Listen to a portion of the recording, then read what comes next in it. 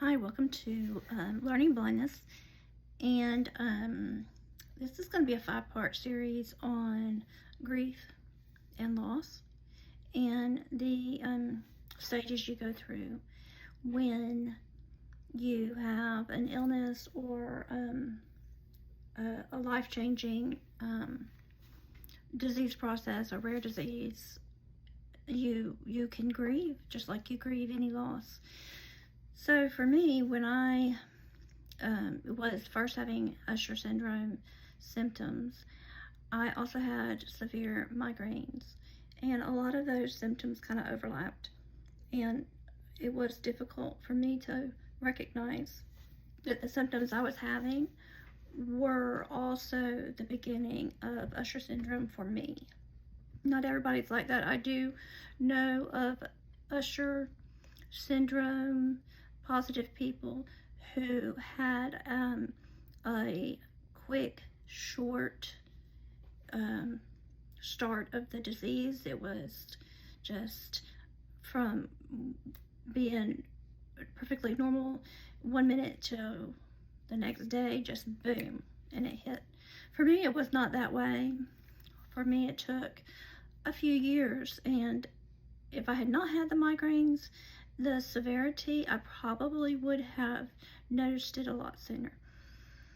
So I was quite active, independent. I would go search for homes to flip way off, sometimes in the mountains. I would just hit the car and I would go. And I would find them, buy them, fix them up, rent them, sell them, and I was pretty much independent at doing that.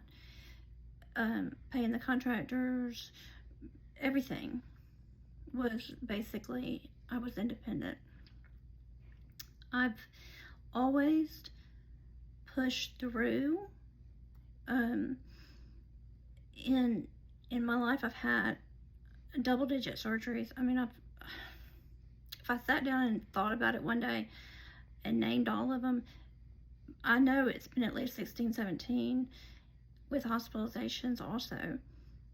And I pushed through because, when you have a family depending on you and you are responsible for some things, you just push through and you keep going.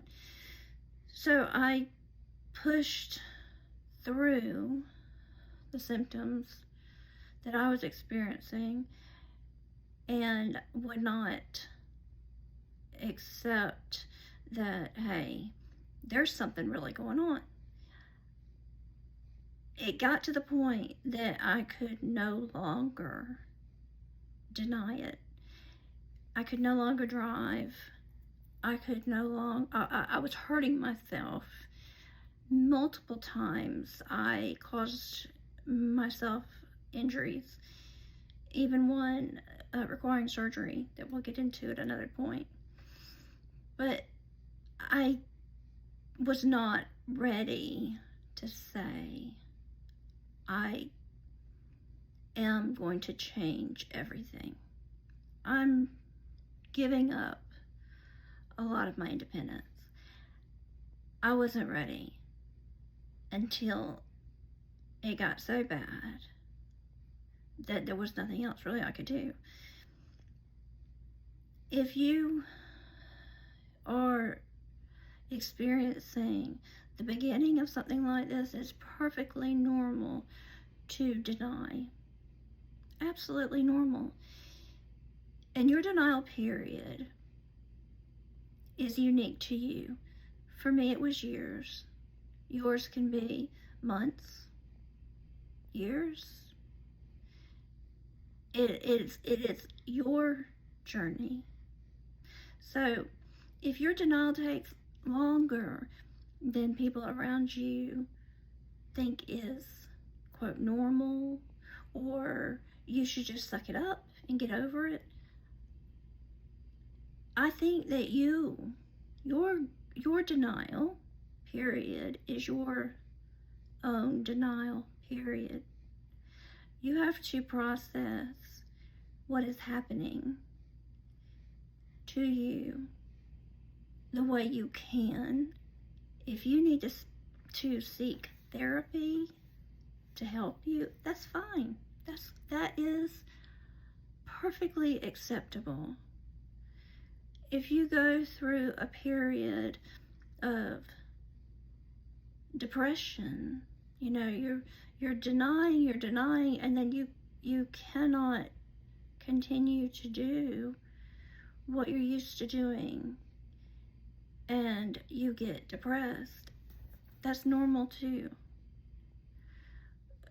We all go through this in our own way. And your way, my way, is okay. As long as you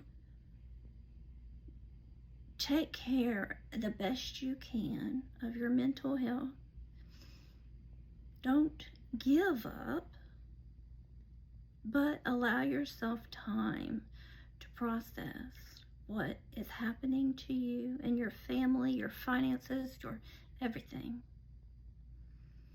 Just know that you are not alone out there, that we need to share our stories. We need to have it out there so that one day, hopefully, we can find a cure. So sharing awareness hopefully brings funding. Funding leads to research. Research leads to a treatment or cure. So even if you don't agree with everything I say, share. Just share. Share so that we can get the word out there. You guys take care of yourself. Do the best you can. You are worthy. You are seen. You haven't been forgotten. We're going to get the word out there. We're going to keep pushing. So you guys have a good night, and I will talk to you tomorrow. Thank you.